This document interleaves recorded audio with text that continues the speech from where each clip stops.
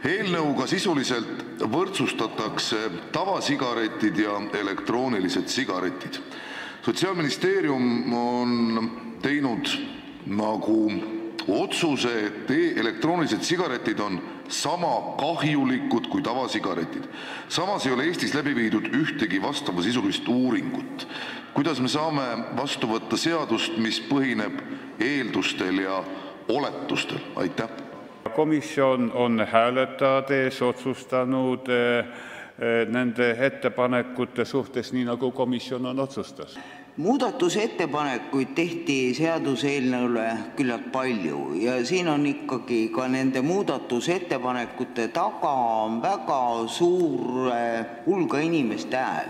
Kas te võiksite mõne muudatusettepaneku tuua siin näiteks, mille puhul on näiteks arvestatud väikekaupmeeste soovi või mõne teise kaasatud huvigrupi soovi? Mina praegu siin sellega tutvudes ei leidnud, et ühegi ettepanekuga oleks üldse arvestatud. Aitäh.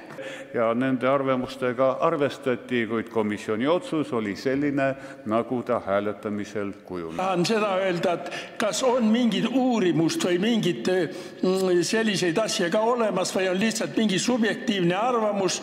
Ma sain aru, et vaatamata sellele, et Eestis ei ole tehtud ühtegi uuringut e-sigarettide kohta, otsustas komisjon hääletusega, et e-sigaretid on sama kahjulikud kui tavasigaretid. Nõus, komisjon on komisjon.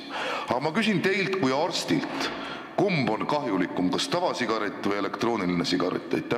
Sotsiaalkomisjoni istungitel, mis toimusid esimese ja teise lugemise vahel, minu kui arsti arvamuse najal mingisuguseid hääletamisi ei toimunud. Kas selline suhtumine, et elektrooniline sigaret on sama kahjulik kui tavasigaret, on tulnud nüüd Sotsiaalministeeriumi poolt ja teda ei käsitleta kui alternatiivina, siis ma küsiksin teie kui kirgliku suitsumehe poolt hinnangut, et kas te arvate ka, et elektrooniline sigaret on täpselt sama kahjulik, kui seda on tavasuitsetaja, viidates sellele, et te olete ka veel ju meil meedik. Küsimuse eest jällegi minu eelistusi ega käitumisi komisjon arutanud ei ole. Ühesõnaga, kui ettekandja on ise arst, kui ta on andnud Hippokratese vande, siis ei oma tähtsust, kas ta on komisjoni liige, esimees, kas ta esindab komisjoni seisukohti või mitte. Arst on arst 24/7 seni, kuni ta hingab. Järelikult sinu mis tahes vastus selle kohta ma ei ütle, sest komisjonis seda ei arutatud, on arsti vande otsene rikkumine. Sellepärast ma küsin sinu kui Hippokratese vande andnud arsti käest, kas e-sigaret on sama ohtlik kui tavasigaret ja kas me võime öelda, et e-sigareti kaitsmisega me hoiame suuresti ära tubakariskid. Sa oled kohustatud sellele vastama, sest sul on diplom. Et elektronsigaret on tunduvalt ohutum kui tubakatoodete tarbimine. Nii on.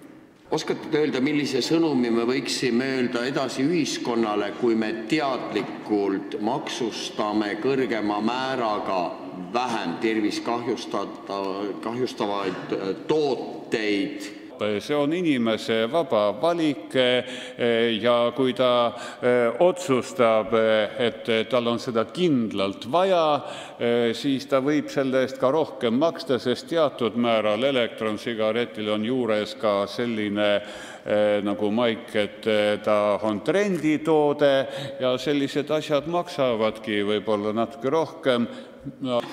Nüüd sellepärast ma tahaksin küsida, kas e-sigarettide jaoks on mõeldav liberaalsem suitsetamistingimuste regulatsioon selle taustal, mis te praegu teinud olete?